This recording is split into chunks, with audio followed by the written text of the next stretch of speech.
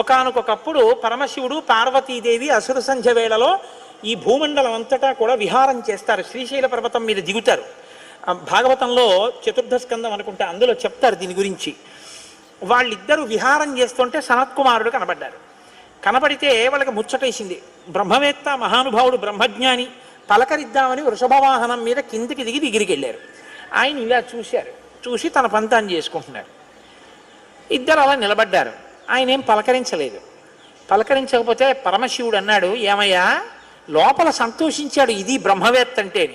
ఏమయ్యా ఇంతసేపటి నుంచి నించున్నావు, కనీసం నువ్వు పలకరించలేదు మమ్మల్ని అన్నారు. ఏంటి నువ్వు కొత్తగా కనపడ్డం ఏమిటి?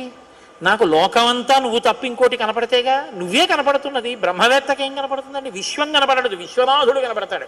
లోకం కనపడదు, లోకేశ్వరుడు కనపడతాడు. కాబట్టి నాకు కనపడుతున్నదే నువ్వు, ఇవాళ కొత్తగా కనపడడం ఏమిటి?